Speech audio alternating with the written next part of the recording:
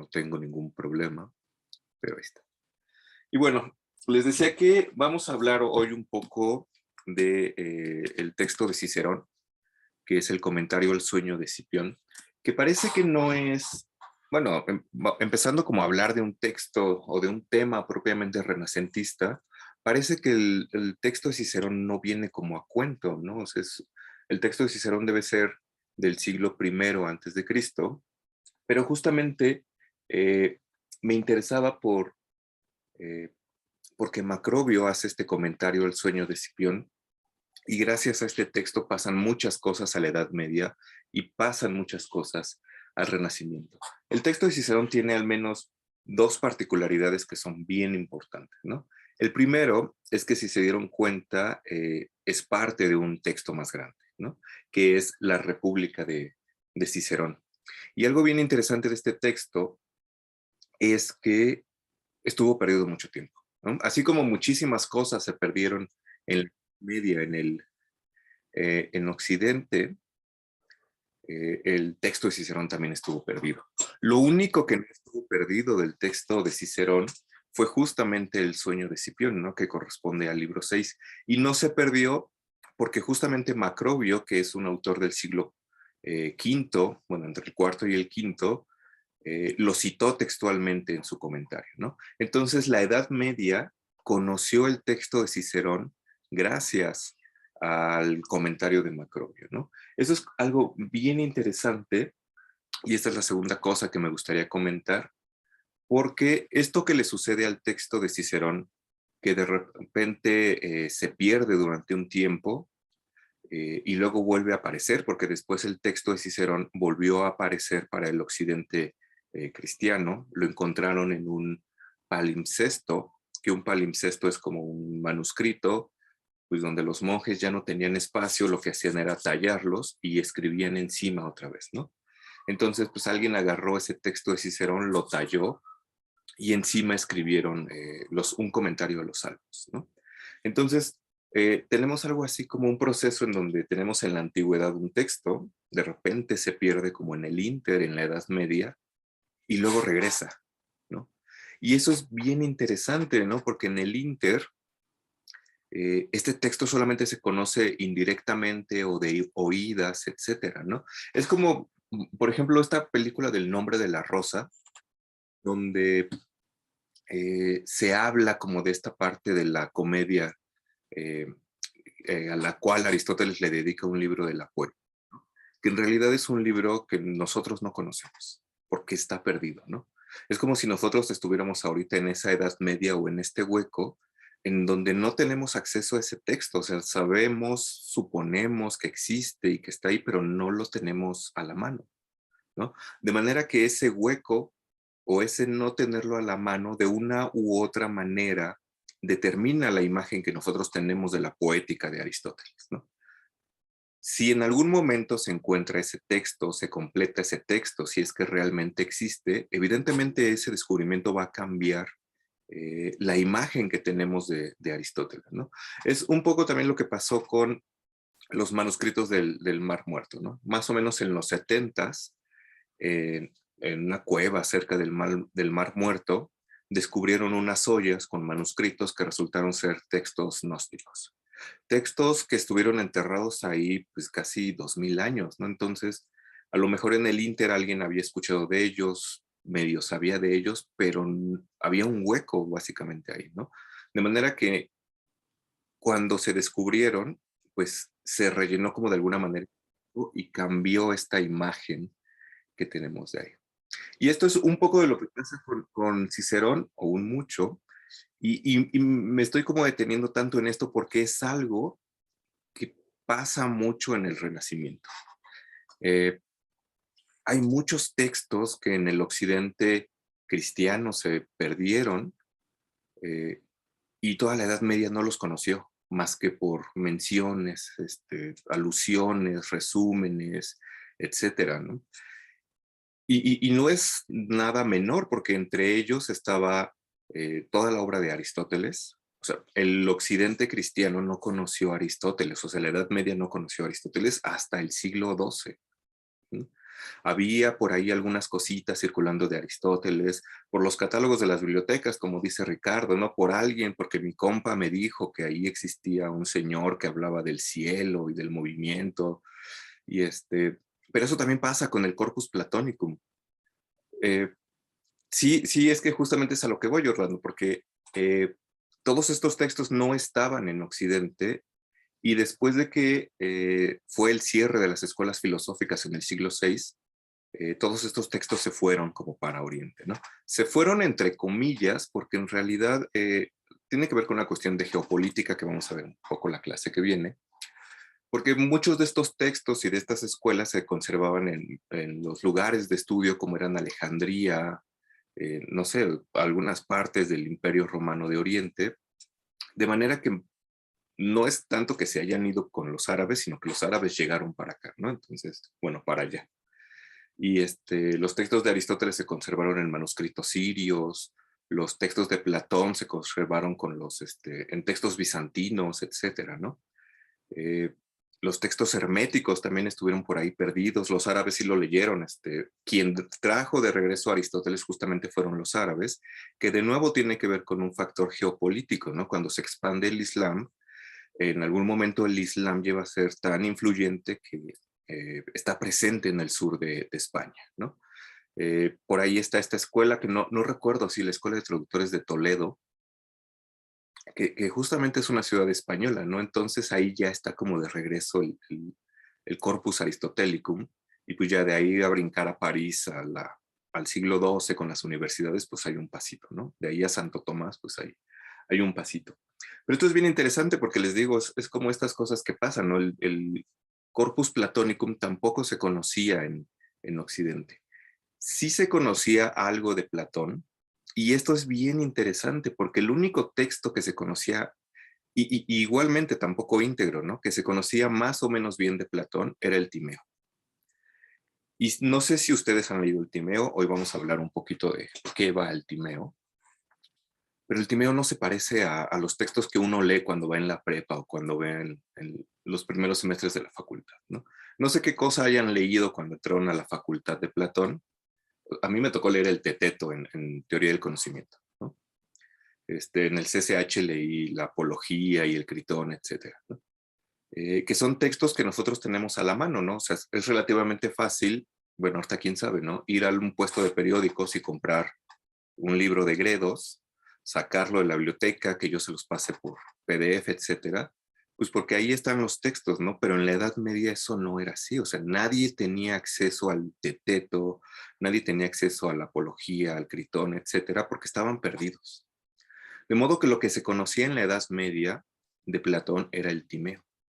Y de nuevo, ¿no? Por algunos catálogos, por algunas cositas, resúmenes. Hay un autor que no me acuerdo cómo se llama ahorita, que hizo un comentario al Timeo y que por él se conocía en la Edad Media. No me acuerdo, se me fue, pero si me acuerdo ahorita les digo, ¿no? Pero esto es bien interesante porque eh, nos va introduciendo un tema del que vamos a hablar como a lo largo del semestre, que es el tema de la mediación. Lo que yo les decía la clase pasada es que siempre que nosotros nos interesamos por un periodo histórico, por un autor, etcétera, no era Proclo, Néstor. Era empezaba con E, como Eudoxo, Eumolpo, ¿no? Alguien así, ¿no? No, con C, Calixto, no sé, tenía una C y una X, ahorita me acuerdo. Pero bueno, les decía que cuando nos acercamos a un autor, o a un periodo, o a una doctrina, pues en realidad nos acercamos con una especie de filtro, ¿no? Y este filtro no nos lo podemos quitar porque siempre hay cosas que median entre nosotros y aquello a lo que nos acercamos. Entre nosotros y Platón, por ejemplo, si nosotros fuéramos, eh, no sé, italianos, franceses, hispanos del siglo XII, lo único que podríamos conocer de Platón es el Timeo, porque es lo único que hay, ¿no? O sea, a lo mejor he oído que hay otras cosas, pero no. Ahí hay como un cierto nivel de mediación, uh-huh, que determina de alguna manera, o de mucha manera, la imagen que yo tengo de Platón. porque además en la Edad Media se consideraba que el timeo era la doctrina de Platón. Platón era igual a el timeo.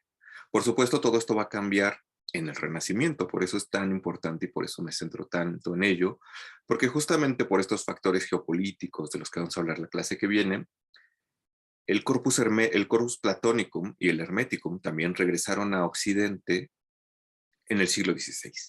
Y no solamente regresaron en el siglo XVI, sino que los tradujo un filósofo muy importante para el Renacimiento, que es Marsilio Ficino, ¿no? Que es un autor del que vamos a hablar, empezar a hablar en unas cuantas clases, y que es muy importante también como para toda la tradición platónica posterior, y que determina, por supuesto, de alguna manera, esta visión de Platón, ¿no? Ya no solo es el Platón del Timeo, que no se va a abandonar del todo, sino que ya es un Platón del banquete, un Platón del sofista, etcétera, con muchos otros matices. Entonces, por eso me interesaba como esta cosa que le pasa eh, al sueño de Cipión, ¿no? Al texto de Cicerón, porque le pasa lo que pasó a muchos textos, se perdió, reapareció, etcétera, ¿no? Eh, y bueno, para entrar un poco como en detalle, supongo que leyeron el texto, o si vieron los videos, o si ya lo habían leído, etcétera, pues tendrán así como alguna idea de lo que va el texto de Cicerón, ¿no? Eh, que es un texto que a mí me gusta mucho. Alguna vez en latín lo tradujimos y estaba como bien padre. Y Macrobio dice que en el sueño de Cipión está contenida toda la filosofía.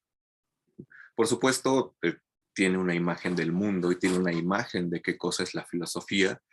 Y Macrobio dice, ahí está toda la filosofía, ahí está la música, ahí está la astronomía, ahí están las matemáticas, ahí está alguna cuestión del alma, etcétera, ¿no? Eso era la filosofía para Macrobio, y el texto de Cicerón la contenía todo. Como les decía, el sueño de Cipión es un fragmento como ahí extraño del libro 6 de la República, y ya el propio nombre del texto nos debería dar alguna pista como del por dónde va, ¿no? Porque evidentemente es un texto centrado en la política, y tomando en cuenta el contexto de Cicerón, hay una mejor forma de gobierno para las ciudades que no es otra sino la república. Por eso se llama la república. Que además Cicerón era un platónico y estaba inspirado, por supuesto, en la república de Platón, ¿no? Estos intentos que siempre tienen los filósofos por ver cuál es la mejor forma de gobierno, cómo se organizan mejor las ciudades, que por supuesto sigue presente en el Renacimiento con Campanella, con Tomás Moro, con Francis Bacon, etc. Pero bueno, es importante esto por lo que vamos a comentar como ahorita en un momento, ¿no? La república es el mejor modo de gobierno y la manera de ganarse el cielo, lo cual supone ya muchas cosas, es servir al Estado. Les voy a compartir pantalla. Usualmente lo que hago en la facultad es que bueno, llevo el proyector y siempre llevo dibujitos, porque es más fácil hablar con dibujitos que nada más hablar como loco acá, ¿no? Bueno, este es un súper resumen. Usualmente no pongo letras, ¿no? Es como lo poco de letras que va a haber aquí. Pero si leyeron el texto, un poco lo que pasa en el sueño de Cipión es que Cipión llega a ver al rey Massinissa, comen, les da el mal del puerco, se quedan dormidos. Y en eso Cicerón sueña con Escipión el africano, que es su abuelo adoptivo, ¿no? Y su abuelo adoptivo lo encuentra en la Vía Láctea, ¿no? O sea, Escipión se traslada a los cielos, a la Vía Láctea, y ahí se encuentra a su abuelo, y desde ahí ve pues, la Tierra, ¿no? Y no solamente la Tierra, sino la totalidad del universo. Y el abuelo, un poco lo que pasa aquí es que le medio revela muchas cosas, muchos como misterios del universo. Lo primero que le dice, y esto es algo en lo que se clavó muchísimo Macrobio, es que cuando él cumpla, le dice, cuando tu edad cumpla 8 veces 7 revoluciones del Sol, es decir, cuando tenga 56 años, van a pasar cosas muy importantes. ¿no? Vas a ser cónsul, la ciudad se va a ir contra ti, tú vas a tener que arreglarlo, etcétera, ¿no? A partir de ello, el propio Cicerón dice que el 7 y el 8 son números perfectos, cada uno por razones distintas. Macrobio ya después va a decir por qué, y eso remite al Timeo, por supuesto, ¿no? En resumen, así muy, muy rápido, el 8 es un número perfecto porque es el primer número que genera un sólido. Si vieron el capítulo de Los Simpson de Homero al cubo, siempre explico esta parte con Homero al cubo, porque Macrobio dice que el 1 es un punto, el 2 es una línea, el 3, bueno, no el 3 porque vamos de 2 en 2, vamos como duplicando. El 2 sería una línea, el 4 sería una superficie, mientras que el 8 sería un volumen, un cubo. El 8 es el primer número que genera un cuerpo sólido. Un cubo es un cuerpo sólido en donde se puede meter la cabeza de Homero Simpson. Y el 7 es súper perfectísimo por muchas cosas que vamos a ver en este semestre. Uno es par y otro es impar. Y como tal, aludiendo a textos pitagóricos y que después caen en el Timeo, uno es masculino y otro es femenino. Y en una visión de generación del universo, solamente se pueden, valga la redundancia, generar cosas a partir de lo masculino y lo femenino. Entonces, por eso es como tan importante, ¿no? De manera que ahí tenemos ya algunas nociones o algunas ideas fuertes, ¿no? La generación del mundo es matemático y hay un orden matemático en el mundo. Eso es súper importante, ¿no? Después le dice el abuelo que a quien haya servido a la patria, por supuesto a la república, le está reservado un lugar más allá de las estrellas para que su alma retorne. Porque los seres humanos no solamente somos cuerpo, sino que también somos alma. Y esta alma no pertenece aquí abajo, sino que viene de un lugar superior. Ahí ya hay otro punto, ¿no? Como que ya se van juntando como las cosas, ¿no? Pero por supuesto, este lugar en el cielo solamente se lo gana uno si sirve a la república, ¿no? Si sirve como al Estado, etc. En una de esas, Escipión le dice al abuelo que, pues, si ya uno se tiene que ir allá arriba, ¿por qué no mejor se da cuello y pues de una vez, ¿no? Y el abuelo le dice que no, porque eso sería faltar a sus obligaciones aquí en la tierra, que sus obligaciones aquí abajo son justamente servir a la patria, y si te matas, pues ya, no puedes servir a la patria. Con lo cual, no solamente no estarías llegando más rápido al donde tu alma debe llegar, sino que te tardarías muchísimo más, porque, no sé, reencarnarías en un perro, en una cucaracha, etcétera, y luego tardaría más, ¿no? Y bueno, ya en el cielo, pues el abuelo le dice que hay como muchas otras cosas. Entre ellas le dice que hay 9 esferas. Esto es bien importante porque aquí está la imagen del mundo física que nos interesa. Dice, el cosmos está constituido por 9 esferas. Es como si fuera una cebolla, ¿no? Así como Shrek y el burro en Shrek, que dice que los ogros son como cebollas porque tienen capas. Pues el universo de Cicerón es como una cebolla porque tiene capas, y tiene 9 capas. Y la capa exterior, la esfera exterior, es la esfera de las estrellas fijas, y de ahí vamos como para abajo. Tenemos ya que la primera capa de las esferas fijas, y tenemos 7 capas intermedias, que son las esferas de los planetas, que son 7 planetas. Entonces aquí ya tenemos de nuevo el número 7. Y aquí es donde nosotros no podríamos suponer que hablamos de los mismos planetas que Cicerón, o que hablamos de los mismos planetas que un medieval o un renacentista, porque, bueno, no sé cómo les tocó, pero cuando yo iba en la primaria te enseñaban que había 9 planetas y Plutón era el último planeta, pero pues hace 10 años Plutón ya no era planeta, entonces eh, pues ahí cambia, ¿no? El universo de Cicerón es como un ogro, sí, y no porque apeste, sino porque tiene cebollas. No había visto este comentario donde dice Ricardo que era muy complicado. quién sabe, es que es una cosa bien rara, ¿no? O sea, ¿cuál es el criterio para decir que un planeta es planeta o no? Y no sé. Pero el caso es que no solamente hay una diferencia numérica, porque para nosotros son 8 o 9 planetas, los que quieran, pero el Sol y la Luna no son planetas, ¿no? Nos enseñaron que el Sol es una estrella y todos los planetas giran alrededor de ella, y la Luna es un satélite de la Tierra. Sin embargo, en este modelo eh, antiguo, medieval, renacentista, el Sol y la Luna son planetas. Lo cual apela a su etimología, que planeta significa literalmente algo así como astro errante. Un astro errante es algo que está en el cielo, que a diferencia de la capa de las estrellas fijas, no está fijo, sino que está errante, se mueve. Eh, Venus se mueve, Marte se mueve y los podemos ver, y la Luna y el Sol se mueven, están errando alrededor de la Tierra, ¿no? Errando, bueno, están vagando, ¿no?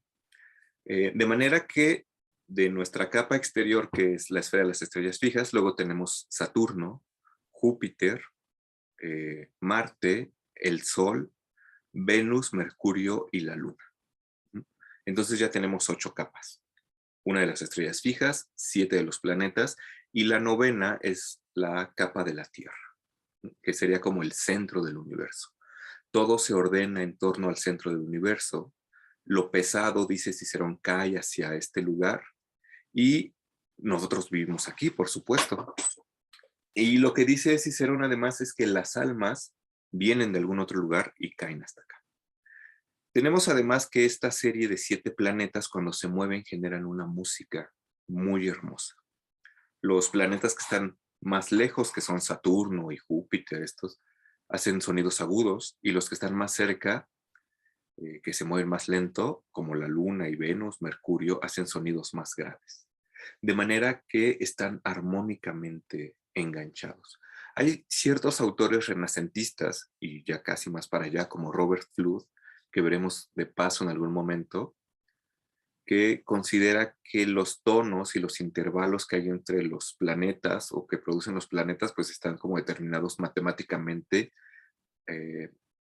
al modo pitagórico, ¿no? O sea, ya no solamente tenemos un orden matemático, sino tenemos un orden musical, un orden armónico y un cosmos. Digo, por eso se llama cosmos, porque es hermoso, ¿no? Como cosmos significa, ¿no?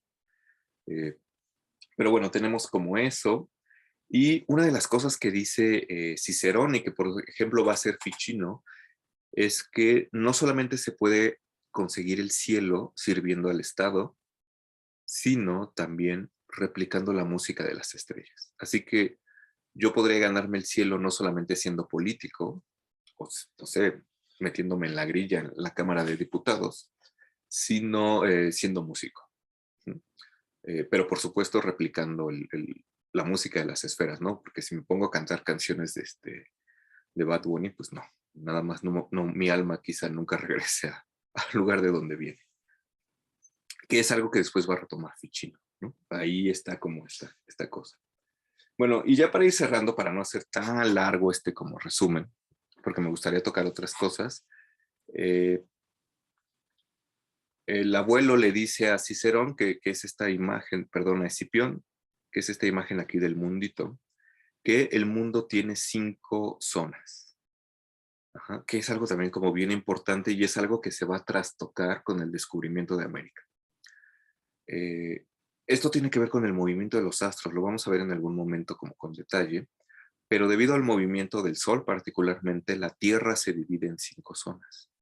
Hay 2 zonas en los polos, que son estas azulitas, que son zonas congeladas, ¿no? Zonas ártica y antártica, lo que nos enseñan en la primaria, o sea, eso sigue persistiendo hasta ahora, hasta los mapas de ahora, ¿no? Y que están delimitados por los círculos polares. Y luego tenemos en el medio una franja que, contrario a estas zonas congeladas, está muy caliente. Como se puede ver aquí en esta captura de Google Earth, donde se ve el desierto del Sahara, eso sería la zona intermedia que ellos conocían como la zona tórrida. Ninguna de estas zonas es habitable porque o es muy fría o muy caliente, pero en el Inter están las zonas templadas, que es justamente lo que dice Cicerón, ¿no? Hay una zona templada que está entre el círculo polar ártico y, esto también nos lo enseñan en la primaria, el trópico de Cáncer, que es una zona templada. Y hay otra zona templada, pero Cicerón dice de esa, quién sabe cómo sea, porque nosotros no hemos llegado ahí. Eh, Debe ser habitable, pero no tiene nada que ver con nuestra cultura, que está en el sur, ¿no? Entre el círculo polar antártico y el trópico de Capricornio. En la introducción al texto de Macrobio, el Jordi Raventós, que es el traductor, me parece, dice que el texto de Macrobio que comenta este texto de Cicerón fue tan famoso en la Edad Media y fue como muy divulgado, que incluso Cristóbal Colón tenía un ejemplar del comentario de Macrobio subrayado en la parte donde Macrobio decía esto.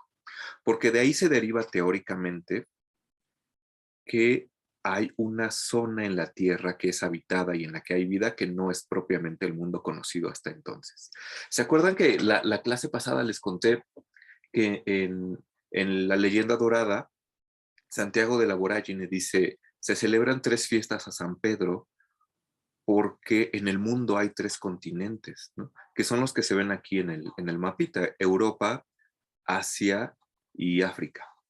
Y les decía que justamente esto se trastoca en el Renacimiento porque pues justamente con Cristóbal Colón y con la conquista de América o la invención de América o como le quieran llamar, pues esta imagen se rompe, ¿no?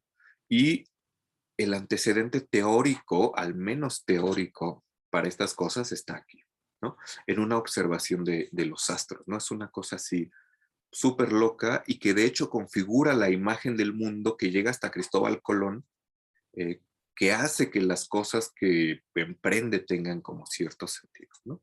Pero el caso es que esto está aquí desde Cicerón y seguramente desde mucho tiempo antes, ¿no? Sobre esto vamos a regresar en algún momento porque es una cosa que me gusta mucho y está como muy, muy locochona. Y bueno, ya lo último que dice el abuelo es que hay un momento en el que todos los astros se alinean, por supuesto si uno los ve desde la Tierra, que es considerado como el gran año, porque nosotros medimos el año a partir de que el Sol regrese como al mismo punto, ¿no? Pero el gran año sería algo así como donde todos los planetas se alinean y regresan al mismo punto que partieron. Como en Hércules, no sé, la película o qué, bueno, no sé, es que estoy pensando en películas de Disney. Es que no la he visto o no me acuerdo, pero seguramente alguna referencia debe estar ahí, ¿no? Esta cosa de cuando se vuelven a alinear los planetas y vuelven a pasar las cosas, ¿no? Como esta cosa de, si vieron Dark, esta serie alemana, ¿no? De que cada 33 años hay como una especie de empalme entre el ciclo solar y lunar y eso hace que pasen como muchas cosas y por eso el 33 es medio místico, etcétera, ¿no? Pero a gran escala, ¿no? En el momento en el que todos los planetas vuelven como a conjuntarse. Y eso sucede cada 12.000, 13.000 años. Algunos otros autores dirán que son 25.000 años. Y eso tiene que ver con otra cosa súper locochona en astrología que se llama precesión de los equinoccios, que hace que los signos del zodiaco se desfasen. Entonces, todo un rollo así súper loco y que luego tiene que ver con los evangelistas y los símbolos y el león. No sé. Vamos a hablar de ello, ¿no? Porque me gusta mucho esa parte. Pero bueno, esto es de lo que trata el texto, ¿no? Se supone que pues, tendríamos que haber leído esto. Eh, y ahí está, ¿no? Lo que Macrobio hace es comentar y lo que sucede con este comentario es que pasa a el Renacimiento, bueno, a la Edad Media y luego llega hasta el Renacimiento. Pero evidentemente si uno lee a Cicerón y no tiene como cierto conocimiento de el Timeo de Platón o del de Caelo de Aristóteles, pues se le pueden ir ciertas cositas, que es lo que me gustaría comentar aquí, ¿no? Una de las primeras cosas que pasa en el sueño de Cipión y que pasa seguramente en muchas otras revelaciones filosóficas o religiosas es esta cuestión del sueño. Digo en broma que Escipión comió tanto que le dio el mal del puerco, porque eso es justamente lo que dice el texto, ¿no? Después de comer, pues le agarró un sueño más pesado que el habitual y empezó a tener una revelación del universo, ¿no? Que es bien interesante porque ahí ya hay un supuesto en donde la revelación solamente se puede presentar si uno se desprende de la materia. Porque la materia, y esto lo había dicho Maimónides en la Edad Media, por ejemplo, es un velo que se interpone entre nosotros y Dios, o entre nosotros y la divinidad, o entre nosotros y lo que sea que esté allá arriba. Ajá, así es completamente místico, ¿no? Pero eso supone otra cosa, ¿no? Y que está prácticamente en el texto, que es que no, nosotros no somos solamente materia, sino que somos alma, ¿no? Estamos compuestos de alma y materia. Y aquí también es relativamente claro que las imágenes del mundo que nosotros podemos tener ahora y en ese tiempo pueden no encajar, porque bueno, yo no sé qué crean ustedes, pero a lo mejor la mayoría de la gente no cree que tenemos un alma y un cuerpo. Bueno, a lo mejor mis tías cristianas sí, ¿no? Pero no sé si la gente de la facultad siga creyendo que tiene un alma o los analíticos creen que tenemos un alma, ¿no? Podrán hablar de que tenemos mente o de que tenemos conciencia o de que tenemos, no sé, un cerebro, lo que sea, pero alma es como otra cosa, ¿no? Pues la conciencia pues es algo que está ahí, no sé, la mente, etcétera, que no necesariamente viene de un lugar superior, como sí el alma, porque hablar de un alma, pues de nuevo, ¿no? Tiene detrás de sí toda una imagen del mundo diferente.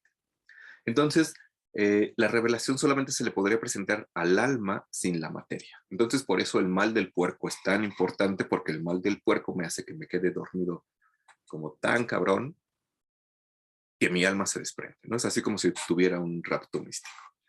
De hecho, no viene en el texto de Cicerón tal cual, solo lo menciona, ¿no? Menciona que hubo un chico que les contó a los demás cómo es el más allá porque lo iban a quemar. Lo cual refiere a también la República de Cicerón, al mito de que era un soldado que cayó muerto en combate y cuando lo recogieron en el campo de batalla y lo iban a incinerar, resucitó, ¿no? Volvió de la muerte y les contó qué era lo que pasaba allá. Ajá, bueno, si cenas pozole, bueno, quién sabe, ¿no? O sea, a lo mejor no te encuentras con el Demiurgo, quizá sí con Mictlantecutli. Bueno, quizá no, porque si te encuentras con Mictlantecutli después de comer pozoles, quizá ya fuiste, pero igual vas a conocer los misterios del universo. Hay bueno, no sé si lo hayan leído, es que no me acuerdo si es en el de Camerón o en los cuentos de Canterbury, eh, que después Pasolini los adaptó al cine, y hay un cuento en donde uno de los personajes quiere conocer al diablo o le apuesta su alma al diablo o una cosa así, ¿no? Y al final el diablo gana. Y el diablo se lleva su alma y le dice, vente conmigo que con un día que estés acá dando el rol conmigo vas a aprender más que un doctor en teología en toda su vida, ¿no? Entonces es más o menos como esta idea, ¿no? O sea, si yo soy doctor en teología, pues por más doctor que sea, sigo teniendo el velo de la materia que me impide tener ese contacto con esta cosa divina, pero si yo me voy con el diablo, pues ya, directito al conocimiento, ¿no? Bueno, y al tormento eterno, seguramente. Pero bueno, eso habla ya como de una imagen del mundo, ¿no? Porque son cosas bien fuertes que tienen supuestos bien fuertes detrás, ¿no? Por supuesto está el supuesto de, valga la redundancia, de que el alma viene de otro lugar y cae al cuerpo. ¿Uh? Y tenemos también esta cosa de que el alma, o sea, tú no te puedes matar para que tu alma regrese a donde pertenece, porque eso es facultad exclusiva del Dios. Así lo dice Cicerón, ¿no? Solamente el Dios, que evidentemente no es el Dios judío-cristiano en ese momento, solamente Él puede determinar en qué momento ya fuiste, ¿no? De manera que el suicidio está prohibido. No te puedes hacer la automatación porque, pues no, eso no se puede. Y Esto remite, por supuesto, a lo que Platón dice en el Timeo, que les digo, yo no sé si han leído el Timeo, si alguna vez pueden, léanlo, es una cosa súper locochona. Pero una de las primeras cosas que dice Platón en el Timeo es que el universo, el cosmos, es algo así como un reflejo material de lo que nunca deviene y siempre es. Y ahí ya tenemos una dualidad bien fuerte, ¿no? Hay como una barrera. Arriba tenemos esta cosa que siempre es y nunca deviene, y abajo tenemos esta cosa que siempre deviene y nunca es, ¿no? O sea, en términos muy simplones es como esta distinción de primer semestre. De aquí tenemos a Parménides, ¿no? Y aquí tenemos a Heráclito. Heráclito con su río, en donde todo deviene, etcétera, y Parménides con este ser que siempre permanece. Y lo que dirá Platón en el Timeo es que el cosmos fue creado por el demiurgo, bueno, fue ordenado por el demiurgo, porque ya existía una materia caótica, y tomó como imagen esta cosa que está arriba, ¿no? Esto que siempre es y nunca deviene, pero es material. Y lo más parecido a lo que nunca deviene es como algo armónico y ordenado. Y la única manera de hacer algo armónico y ordenado es por medio de proporciones numéricas. Entonces hay una parte ahí muy locochona de el Timeo, donde habla de cómo el demiurgo tomó la unidad, le partió una mitad, luego una tercera parte, luego partió una cuarta parte, una novena parte, y de ahí llegaron al 8 y al 27, y a partir de ahí hicieron unas cadenas súper locas, ¿no? Que medio vamos a hablar de ellas en algún momento. Evidentemente el mundo de aquí abajo, que sería como esta bola, es material. Pero dice Platón que el demiurgo le metió un alma. El mundo no es solamente material, ¿no? El mundo, y por mundo está entendiendo toda nuestra cebolla de Shrek, que va desde la Tierra, todos los planetas, hasta las esferas fijas, está hecho de materia y tiene un alma, de manera que está animado. Eso también es una distinción muy importante con nosotros, porque quizá nosotros ya no creemos que el universo está animado, ¿no? Quizá creemos que tiene fuerzas y que tiene vibraciones. Bueno, si uno ya es más hippie, tal vez sí crea que hay ahí algo más, pero no que tiene un alma como, y menos que se la metió el demiurgo, ¿no? Eh, de modo que también los seres humanos que somos materiales tenemos un alma que el demiurgo, el Dios, nos otorgó. El anima mundi, ajá, o sea, ese es el alma del mundo, ¿no? Todo el mundo, entendido como el todo, tiene un alma, y nosotros evidentemente también tenemos un alma que participa o viene también de esta anima mundi, ¿no? Y tenemos, a ver, les voy a compartir esta otra. Ay, no, este no era. Esta, ¿no? Platón más o menos está pensando en una cosa así, ¿no?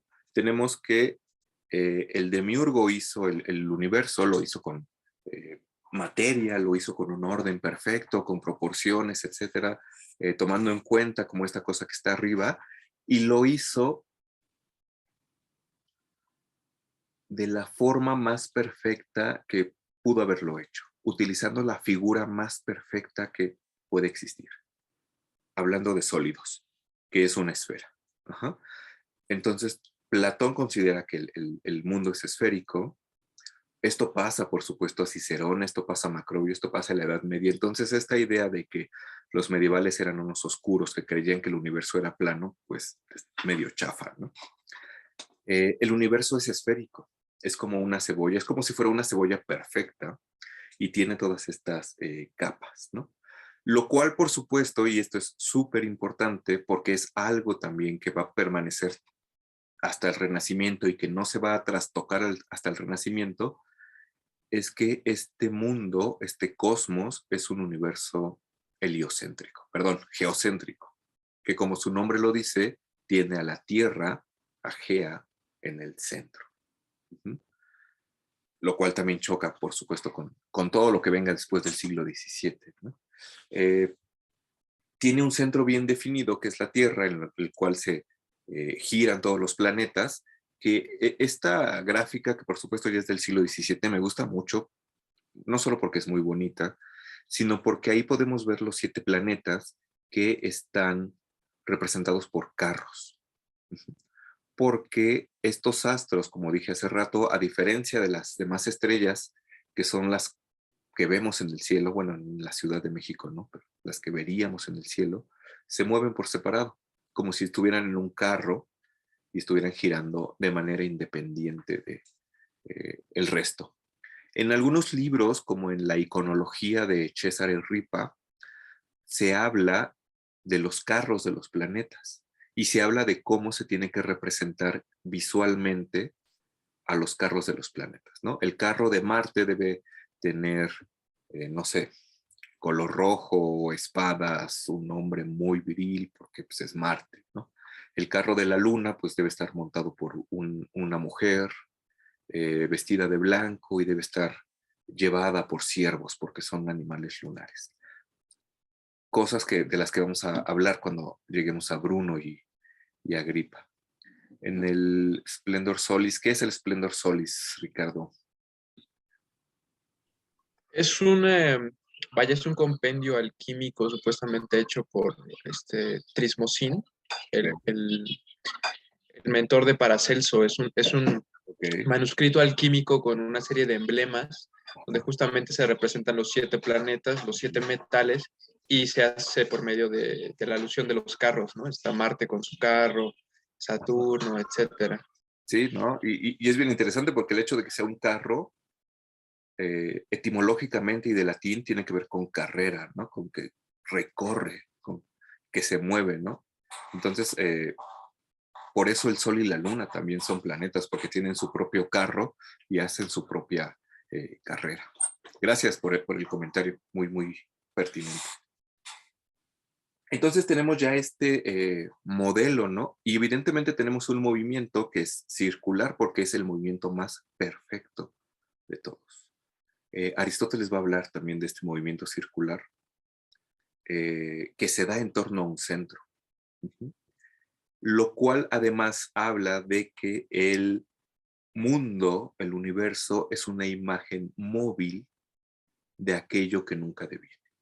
Y solamente puede ser móvil moviéndose con el movimiento más perfecto que puede existir. Sí, Orlando, ¿tienes una pregunta? Sí, Sí. gracias, profesor. Bueno, es que, ¿de dónde sacaban esta idea de que las esferas o los círculos son lo más perfecto? Porque en realidad en la naturaleza es muy difícil encontrar un círculo. De hecho, creo que el único lugar donde se puede hallar un círculo es como cuando el sol ya se está poniendo y es posible verlo a los ojos, medio masoquistamente. Y entonces uno puede ver efectivamente lo que parece ser un círculo perfecto, pero encontrar círculos perfectos realmente es muy, muy, muy, muy difícil viendo al mundo, ¿no? Por decirlo así. Claro, me encanta tu pregunta porque en la pregunta está la respuesta, ¿no? A ver, déjame ver rápido acá este. Justo porque la perfección no es como algo común o frecuente, dice Ricardo. Sí, o sea, ¿de dónde sacan la idea de que el círculo es el movimiento o la figura más perfecta? Pues es una consideración meramente teórica. Ajá. Ahorita voy a decir algo de Aristóteles, pero me gustó mucho esta parte donde dijiste, no se puede encontrar un círculo perfecto en la naturaleza y no se podría. ¿Por qué? Porque la naturaleza no es perfecta, aquí abajo. Lo cual ya introduce una división más, que es la división entre el mundo sublunar y el supralunar, que justamente tiene que ver con Aristóteles, ¿no? Voy a hablar de esto de Aristóteles y yo espero que con esto se conteste la pregunta, ¿no? ¿De dónde sacaron esta idea? Y digo que es una cuestión meramente teórica, porque sí, justamente por más que tú agarres un eh, compás y lo trates de hacer a lo mejor el círculo más perfecto que sea, ¿no? O agarres una moneda o una tapa, pues siempre va a quedar chafa, ¿no? Eh, no sé qué cosa sea circular en la naturaleza. Las flores no son circulares, pues no sé, las semillas tampoco, los frijoles, ¿no? O sea, es como una abstracción, ¿no? Es como algo que no corresponde a no sé, a este mundo imperfecto, que decir este mundo imperfecto también ya supone como otra cosa. Aristóteles en De Caelo, no sé si lo hayan leído, pero De Caelo es un libro un poquito, bueno, a mí me gusta mucho también, pero es muchísimo más técnico que el Timeo. Técnico en el sentido que es como argumento, argumento, argumento, ¿no? Así como premisa, premisa, conclusión. Y entonces, todo tiene que ver al final con la observación. Esto es bien importante, ¿no? Y la observación particularmente de los astros. Tú dijiste muy bien ahorita, a lo mejor lo único que en donde podemos ver un círculo perfecto es cuando el sol se pone. Y el sol es un astro, entonces en el sol sí podría haber un círculo perfecto, no aquí en la Tierra, ¿no? En las ondas del agua tal vez, ¿no? Si yo aviento una piedra, una moneda a un charco, a un lago quieto, pues las ondas, ¿no? Tal vez ahí. Y tal vez diríamos que es por una cuestión armónica y matemática y etcétera, ¿no? De hecho, esta proporción que es el número pi en relación con el diámetro de un círculo es un número irracional porque, irracional no porque sea de locos, sino porque no tiene raíz fija y es 3.1416 no sé qué, entonces es como difícil que de verdad exista acá, ¿no? Pero bueno, regresando a Aristóteles y a la observación de nuevo, todo tiene que ver con la observación de los astros. Esto es bien importante, ¿no? De repente, y nos vamos a encontrar en todo el semestre, que tenemos como unas especies de revelaciones, o que esto me lo dijo Poimandres cuando me dio el mal del puerco, que mi abuelo Escipión, o que Hermes Trismegisto, y no sé qué, pero a final de cuentas todo tiene una base empírica. Bueno, seguramente alguien me diría que me estoy pasando de empirista. eh, Tiene una base empírica que es la observación de los astros. En los astros están como la clave de todo. Y una de las cosas que dice Aristóteles, gran observador, es, dice, hay dos tipos de movimiento, ¿no? Aquí ya empezamos con los esquematismos. Hay un tipo de movimiento que es rectilíneo y que se da entre dos opuestos y que normalmente se da de manera ascendente y descendente. Seguramente Aristóteles pensaba como en aventar algo hacia arriba y que bajara, ¿no? Como que esto sube y baja. Pero hay otro tipo de movimiento, que es el movimiento circular. Un movimiento ascendente y descendente lo que hace es que va de un opuesto al otro. Va de arriba a abajo o de abajo a arriba. Mientras que un movimiento circular va de lo mismo a lo mismo. De ahí Aristóteles ya dice que el movimiento ascendente y descendente es un movimiento imperfecto y que está relacionado con lo perecedero, mientras que el movimiento circular es un movimiento perfecto porque es eterno e inagotable y va siempre como a lo mismo, ¿no? No tiene que ver con la muerte, con la generación y la corrupción, como sí lo tiene que ver esto de aquí abajo. Una de las cosas que se me olvidó decir hace rato es que cuando Platón considera que todo el cuerpo del mundo es material, que todo este círculo que está aquí en la diapositiva es material, está pensando en los cuatro elementos. Eh, y es bien interesante, porque, bueno, está bien loco también porque Aristóteles, bueno, Aristóteles también lo dice.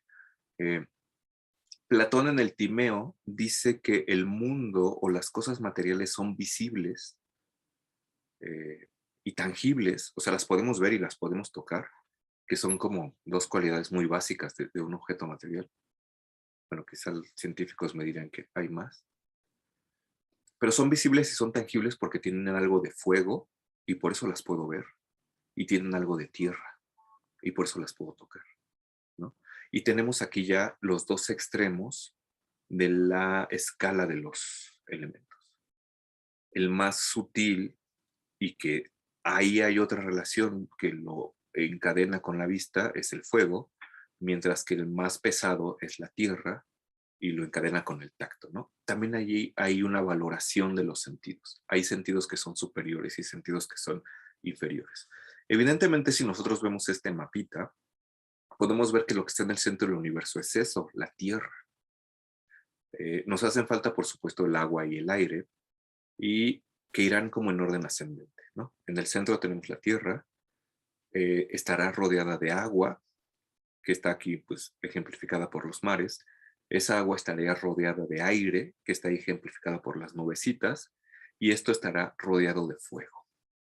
Y en Platón, este fuego se extendería cada vez más, de manera más sublime, hasta llegar a las estrellas. Los astros están hechos de fuego, fuego muy, muy, muy sublime. Por eso brillan y por eso los podemos ver a la distancia. Pero todo es material, ¿no? Todo tiene que ver con la materia. La diferencia que tiene Aristóteles es que Aristóteles dice no. Los 4 elementos están reservados aquí abajo, a la Tierra. Y el movimiento que es ascendente y descendente, que va de arriba a abajo, de un opuesto a otro, y que es imperfecto, etcétera, tiene que ver con los 4 elementos. Mientras que el movimiento circular, que es perfecto y que es contrario a la imperfección de este movimiento ascendente y descendente, no puede tener que ver con los 4 elementos, porque estos son imperfectos. Debe haber un 5º elemento del que estén hechos los astros y al que corresponda un movimiento circular. Y este elemento es el éter, que es como el 5º elemento, así como en la película del 5º elemento, ¿no? Donde está el aire, agua, fuego y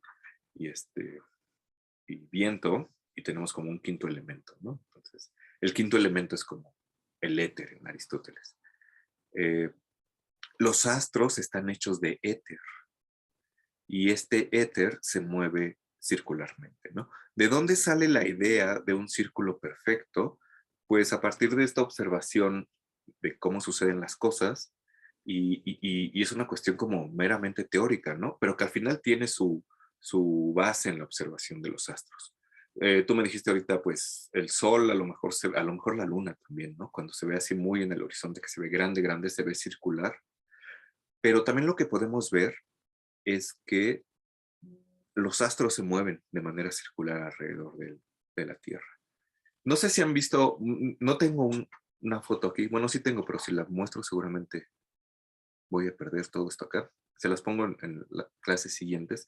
Estas fotos que toman de una exposición muy prolongada, ¿no? O sea, cuando uno toma una fotografía, usualmente el obturador se abre así como rápido, ¿no? Y eso deja pasar poca luz.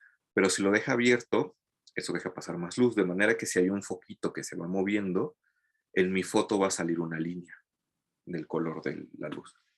Si yo apunto la cámara con los parámetros correctos hacia el polo norte, me voy a dar cuenta, y lo dejo no sé cuánto tiempo, 3 horas, 4 horas, me voy a dar cuenta que la cámara va a captar el movimiento de los astros. De manera que, bueno, esto no lo podía ver Aristóteles, ni lo podía ver Platón, ni Cicerón, pero nosotros sí, ¿no? Nos damos cuenta de que todo el universo se mueve en forma circular, o parece moverse en forma circular, en torno a un punto determinado. O sea, la intuición de Aristóteles viene de una observación más básica, de que yo veo que hay un ciclo, que ciclo tiene que ver también con esto, movimiento circular, ¿no? Dar la vuelta. Hay un ciclo en donde el Sol sale por un lado y vuelve al mismo punto en algún otro momento, y eso es un movimiento circular, ¿no? Que de nuevo es una cosa como teórica, porque yo tampoco estoy viendo y me consta empíricamente de que eso así sea, ¿no? Pero los astros se mueven así. Parecen moverse así. Y los astros parece que son eternos, ¿no? Mi perro ya se murió, mi gato ya se murió, mis antepasados ya se murieron, que están hechos de materia, de los 4 elementos, pero los astros siguen moviéndose de la misma manera. Y se van a seguir moviendo de la misma manera, ¿no? Cicerón, Escipión le dice al nieto, ¿quién se va a acordar de ti? ¿Quién va a platicar de ti cuando tú te mueras? Pues seguramente en unos 10, 20, 100 años alguien, ¿no? Pero después ya nadie se va a acordar de ti, ¿no? Porque eres perecedero e inmaterial. Pero los astros ahí siguen, ¿no? En el Eclesiastés, y esto creo que lo saqué más bien de una canción, dice algo así como, generaciones van y generaciones vienen, pero la tierra siempre permanece, ¿no? Y desde la tierra siempre se va a poder ver que los astros se mueven circularmente. Entonces de ahí sale más o menos como esta idea del movimiento circular y perfecto, que de nuevo es como teórico, ¿no? Y creo que ahorita ya tiene más sentido esta cosa, ¿no? De que en la naturaleza, en el mundo de aquí abajo, no hay círculos perfectos. ¿Por qué? Pues porque la naturaleza aquí abajo está creada de los 4 elementos, y los 4 elementos por naturaleza son imperfectos. De modo que lo único que está, o lo único que contiene esta perfección, pues son los astros. Solamente ahí arriba eh, se da un movimiento perfecto. Y por supuesto, esto es una imagen del mundo bien fuerte también, ¿no? Seguramente en la secundaria también les enseñaron que antes de Kepler, el propio Kepler creía antes que las esferas de los planetas eran circulares, como está aquí, ¿no? O sea, este grabado de 1660 tiene todavía esta idea de que los astros se mueven en círculo y de que el círculo es tan perfecto que solamente los astros son dignos de moverse así.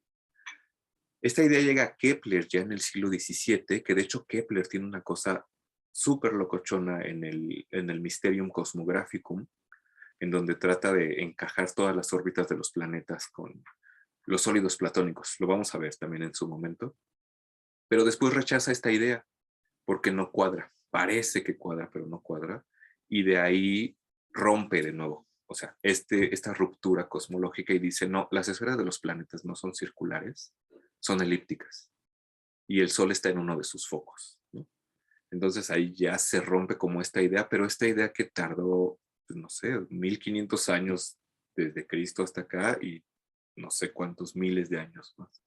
Entonces es una idea, digo, que es como medio teórica, pero está ahí. Bueno, parece que solo estoy respondiendo a esta pregunta, pero en realidad sí estoy dando todo lo que teníamos que ver. De todo esto, a lo que no he mencionado es que hay una distinción bien importante que se deriva de Aristóteles y que no está en Platón. Evidentemente tenemos una naturaleza celeste más pura y más fina y más perfecta, y una naturaleza terrestre que es propensa a la generación, a la corrupción, a la vida y a la muerte, etcétera, ¿no? Y hay una frontera bien definida que separa estas dos cosas, que es la esfera de la luna. En el texto de Cicerón, Cicerón le dice, nuestras almas vienen de algún otro lugar y caen a la tierra, en donde todo es perecedero y mortal, salvo las almas, ¿no? Y esto es una alusión a esta idea aristotélica. Hay una distinción entre lo que está arriba y lo que está abajo. Todo lo que está abajo es mortal, pero nuestras almas vienen de arriba. Y no de los astros, vienen de todavía más arriba. De manera que lo único que es inmortal e imperecedero en el mundo son nuestras almas. Todo lo demás es mortal y perecedero. Tengo por aquí estas diapositivas, son como muy curiosas. Esto es como, por supuesto, este era un modelo plano, por así decirlo. Como si lo hubiéramos, ¿cómo dicen los arquitectos? Como una vista de planta, ¿no? Esto es un modelo un poquito más tridimensional. Esto se parece más a las cebollas, porque así se moverían. La clase pasada, cuando hablé de Ramón Llull, el semestre pasado, perdón, les decía que las ruedas de Ramón Llull eran como estas ruedas raras de la casa de 13 fantasmas, en donde hay una máquina súper locochona que se mueve así, que parece que simula el universo. Pues más o menos esta representación va por ahí, ¿no?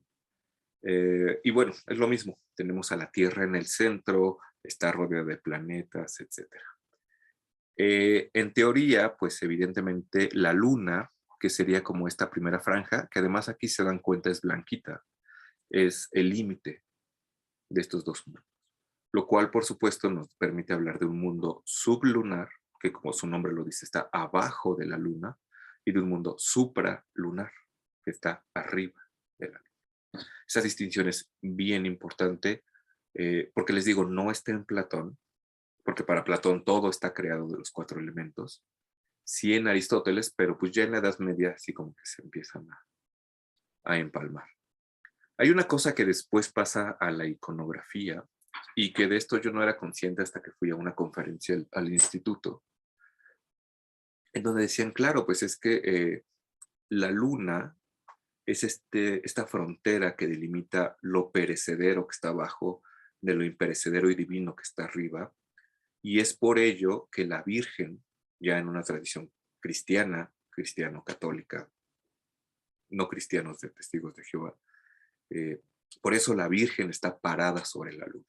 Lo cual viene de un pasaje de Apocalipsis 10, me parece que Apocalipsis 10:12, donde dice algo así como, y entonces vi una mujer vestida de sol coronada con estrellas, parada sobre la luna.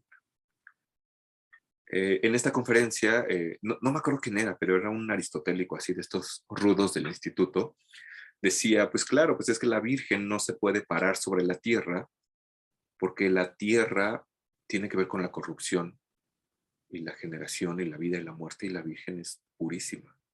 La Virgen solamente puede pararse sobre la luna y solamente se puede representar sobre la luna, ¿no? Que es una cosa bien locochona, y esto me gusta muchísimo porque de nuevo partimos de una observación empírica que todo mundo puede ver. Yo puedo ver cómo la luna se mueve, cómo el sol se mueve, etcétera. De ahí llegamos como a estas cosas filosóficas y teóricas aristotélicas más locas, pero de ahí pasamos a un nivel cultural todavía como más loco, ¿no? En donde uno se da cuenta de que el hecho de que la iglesia que yo vi desde que era niño, de la Inmaculada Concepción, donde había una señora parada en una luna, tiene su porqué, ¿no? Entonces es como súper loco. Y entonces hasta la Virgen de Guadalupe, que es como la misma Virgen, porque todas las vírgenes son las mismas, solo que con diferentes advocaciones, con diferentes vestimentas, atributos, adjetivos, diría Giordano Bruno, pero todas son la misma, ¿no? Y todas están paradas en algún momento cuando conciben a Cristo sobre la luna, ¿no? Porque no pueden estar paradas sobre pues sobre la tierra, porque la tierra es perecedera y mortal y mundana, etc. Pero bueno, este es como un agregado cultural. Uh-huh. Y esto es bien interesante porque no es, bueno, sí, tenemos un universo que es uno, o sea que Aristóteles también va a decir, el universo es uno, no hay dos universos. Porque esto se parece un poco a lo que dice Platón en el Parménides, me parece. Porque dice, es solo uno, porque si hubiera dos, pues ya no sería uno, ¿no? Y fuera de él no hay nada, porque si hubiera algo fuera, pues ya serían dos y pues ya no sería uno. Solamente es uno, pero sí tenemos esta distinción en el inter, ¿no? Es como si la cebolla tuviera capas, pero la capa de hasta adentro fuera como la más fea y todas las demás fueran como súper bonitas, ¿no? Y conforme vamos subiendo, es más perfecta cada capa. Ya en Aristóteles, que como les digo, se funden como estas dos ideas, tenemos esta distinción entre el mundo sublunar y el supralunar, y ya con algunas otras tradiciones neoplatónicas, herméticas e incluso también cristianas, se llega a un tercer nivel. A ver, voy a pasar para acá. Pensemos como en el universo aquí, en este modelo de planta, en donde tenemos el primer nivel o el primer mundo, que es la Tierra, constituida por los 4 elementos, que en algunos autores, como en Agripa, por ejemplo, este mundo se va a llamar mundo elemental. Y se llama mundo elemental porque está compuesto por los 4 elementos. O sea, tiene sentido, ¿no? Hay otro mundo que es el mundo celeste, que como su nombre lo dice, pues es los cielos, las 7 esferas de los planetas. Pero vamos a tener también, y esto va a estar súper presente en Ficino, en Camilo, en Agripa, en Bruno más o menos, un tercer nivel, que es el mundo supraceleste. De manera que podríamos verlo más o menos como en esta otra pintura, que tiene carga evidentemente cristiana, en donde la tierra está aquí abajo, ahí donde está la Virgencita y San Juan. Hay una distinción y una barrera marcada por la esfera de la luna, que es esta esfera café. Luego tenemos el cielo, que pues el cielo es azul, el mundo celeste, y luego tendríamos el mundo supraceleste. Las almas, como dice Cicerón, vendrían de ese mundo supraceleste, ¿no? Evidentemente para Cicerón, en el mundo supraceleste, si es que hablara de él, porque no habla de él, no estaría Diosito y Cristo y el Espíritu Santo. Evidentemente, en una tradición judía tampoco habría Diosito y Espíritu Santo. Bueno, Diosito sí, ¿no?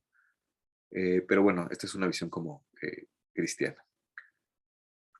Pero sí lo encontramos en Ficino y en Agripa y en Bruno de repente, ¿no? Entonces eso nos mete o nos extiende como nuestro modelo, ¿no? Ya no solamente tenemos la tierra compuesta de los 4 elementos, ya no solamente tenemos el cielo, sino tenemos un plus, un tercer mundo, ¿no? Que tercer mundo no como Latinoamérica, sino como un mundo más perfecto. Y las almas vienen de ahí. Cicerón dice en el sueño de Cipión que el abuelo le dice, las almas vienen de más allá de la Vía Láctea, porque ellos están parados en la Vía Láctea. La Vía Láctea es justamente esto, ¿no? Las constelaciones del zodiaco y todas las constelaciones que vemos en el cielo es la esfera de las estrellas fijas. La Vía Láctea está ahí, de modo que el alma viene de más allá, ¿no? De un lugar superior. Y evidentemente tiene que regresar como ese lugar superior. ¿Sí? Entonces, lo vamos a ver. En Giulio Camilo esto es súper, súper claro. O sea, se puede ver así tal cual. La estructura del universo va a estar reflejada en el teatro de la memoria de Giulio Camilo. O sea, es una cosa así, casi como calcarla, casi como partir a la mitad este diagrama. Pero bueno, para ir cerrando un poco, nada más me gustaría hacer como pequeño, ¿cómo se dice? Recuento, ¿no? Tenemos que en general nos vamos a encontrar con un universo geocéntrico, ¿no? Esto va a ser así pues, desde la antigüedad y no va a empezar a tambalearse sino hasta el Renacimiento. Por eso les decía que me interesaba tanto este tema de la imagen del mundo, porque es algo que está ahí omnipresente en todo momento, pero en el Renacimiento empieza ahí como a perder. Tenemos esta idea de que evidentemente la Tierra está en el centro, es como el punto natural al que caen todas las cosas. Hay una frontera marcada por la Luna, hay 7 planetas. Después veremos que cada planeta tiene una cualidad que le da al alma, porque el alma cae y cuando cae pasa por cada uno de los 7 planetas. En los textos herméticos a los planetas los llaman gobernadores. Y dice, los gobernadores quisieron tanto al alma que le dieron un regalo a su paso por ellos. Saturno le dio el don de la contemplación, Júpiter de la jovialidad, Marte de la virilidad y la guerra, etcétera, ¿no? Que es algo que está también en Macrobio y es algo que también está en Ficino, entonces lo vamos a ver cuando veamos a Ficino, y que tiene que ver con la astrología. Ese es como uno de los fundamentos teóricos de la astrología y de mi carta astral, ¿no? Y por qué si yo nací, ¿qué día soy? No sé, el 9 de febrero del año que sea, soy de cierta forma y mi personalidad tiene ciertos rasgos, mientras que alguien que nació el 21 de marzo tiene otros rasgos. Ahí está, ¿no? En una imagen del mundo geocéntrica. Y pues básicamente esos son como los elementos de la imagen del mundo. Tengo aquí otra diapositiva que no sé qué era. Ah, claro, claro, claro. Tenemos, o les había dicho, ¿no? Que tenemos como elementos platónicos y aristotélicos que se van juntando como en esta imagen del mundo. eh, y si lo vemos como de abajo para arriba, ya dijimos, ¿no? Que tenemos 3 mundos. El mundo elemental, que en esta gráfica correspondería con la materia o las naturalezas terrestres, los 4 elementos. El mundo de los astros, que Macrobio llama naturalezas celestes, que son los 7 planetas y las estrellas fijas. Y el tercer nivel sería el del alma del mundo, ¿no? Ese mundo supraceleste. Pero esto también se mezcla con algunas otras concepciones platónicas o neoplatónicas, como son conocidas. Y aquí sí entra Proclo, Porfirio, Plotino, ¿no? Porque si han leído los textos platónicos, las Eneadas y estos textos lo comentaremos cuando hablemos de Ficino. Básicamente la idea que tiene Plotino es que hay un uno, que es como la divinidad. Y ese uno es súper pleno y es tan pleno y perfecto que desborda perfección. No, no emana, porque una emanación supone pérdida de la fuente, sino que, ¿cómo se dice? Tiene una procesión. un prodos. Ese prodos es algo así como una emanación sin pérdida, y gracias a esa procesión, ese uno, que es una hipóstasis, la hipóstasis mayor, genera una segunda hipóstasis. Esa segunda hipóstasis es conocida como el nous, la mente, el intelecto, y en algunas otras tradiciones se le identifica con el demiurgo. En los textos herméticos se dice que hay una divinidad hermafrodita que antes de crear el mundo directamente creó una segunda divinidad que no es sino el demiurgo, y ese demiurgo a su vez creó 7 gobernadores, que evidentemente ya es el mundo de abajo. Entonces, bueno, sobre esta escala vamos a regresar todo el semestre porque está presente básicamente en todos los autores. Tenemos que este mundo, o esto que hemos visto que es como tierra, cielo, supraceleste, se junta con esta otra cosa que viene como de arriba. De manera que tenemos, y con esto me gustaría cerrar, una escala que va desde la unidad hasta la materia y que pasa por sucesivos grados intermedios. De manera que tenemos un descenso de facto y con ello la posibilidad de un ascenso. ¿Sí? En el inter tenemos esta cosa que es el alma del mundo, que es de donde vendrían nuestras almas particulares y a donde tendríamos que regresar. Por supuesto quedan 2 niveles más arriba, pero sobre si se puede o no se puede subir ahí, pues ya hablaremos como en algún otro momento. Pero bueno, voy a dejar de compartir esto. ¿Cómo se deja de compartir pantalla? No sé si haya preguntas hasta acá, comentarios, algo que quede volando. Seguramente se me fueron como algunas cositas, pero les digo que, no sé, regresaremos sobre ello, ¿no? Siempre hay como una, no sé, como un, ¿cómo se dice? Como una pregunta en torno a por qué las almas caen, ¿no? ¿Por qué si las almas están en un lugar que es más perfecto que incluso los astros, caen? Y no sé, tiene que ver con muchas explicaciones, ¿no? Podríamos ir incluso a una explicación judio-cristiana donde las almas en ese lugar perfecto son Adán y Eva en el Edén y caen por curiosidad.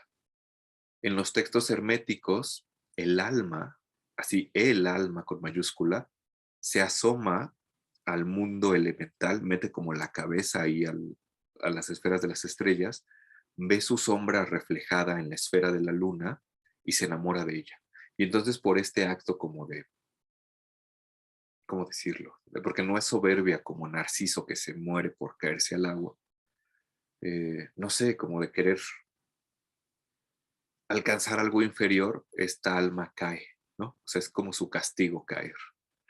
Y encontramos esta idea de la caída o de la expulsión del paraíso como en muchas culturas, en muchas posturas filosóficas que después incluso, religiosas, que después incluso se asimilan a algunas cuestiones religiosas, como los gnósticos y el himno de la perla y cuestiones de las que hablaremos en algún momento. Pero bueno, esto era lo que quería tocar. Quería que tuviéramos más o menos un panorama claro, completo.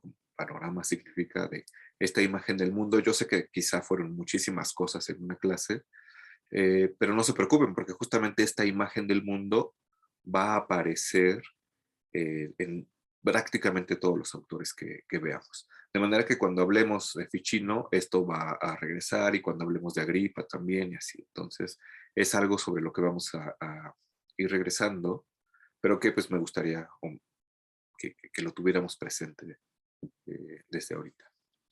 Entonces, no sé si hay algún comentario, pregunta, alguna cosa que quede ahí, alguna referencia a Shrek.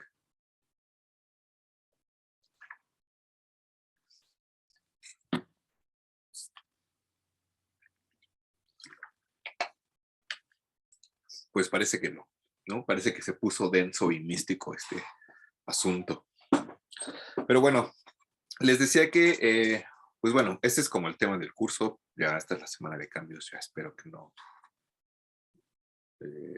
haya mayor cambio, veremos qué pasa con el regreso a la facultad.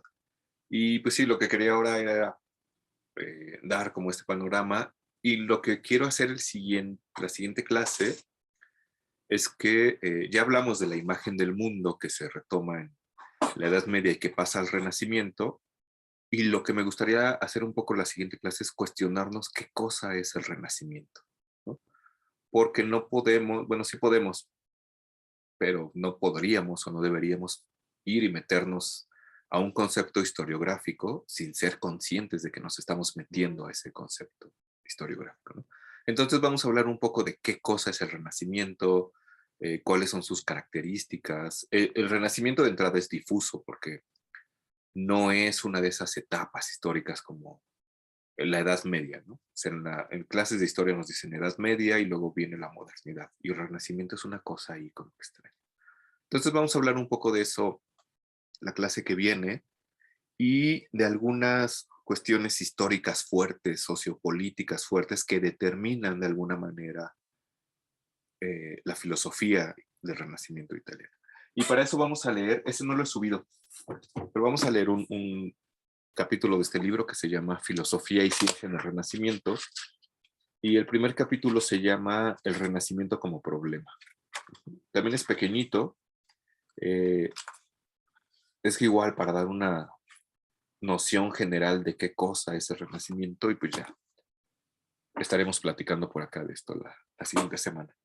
Lo subo en un ratito nada más era que lo copie a la carpeta de Classroom, lo pego por ahí, también lo pego en el Facebook, subiré como estos videos que ya están hechos donde hablo de esta cosa, y el miércoles que viene pues haremos un poco lo que hicimos hoy, ¿no? Tratar como de ver qué pasa. Les digo que usualmente siempre traigo diapositivas para que esto sea un poco más dinámico, sobre todo ahora que seguimos encerrados. Y pues ya. No sé si haya alguna pregunta, algo que quede ahí volando, alguna cuestión técnica.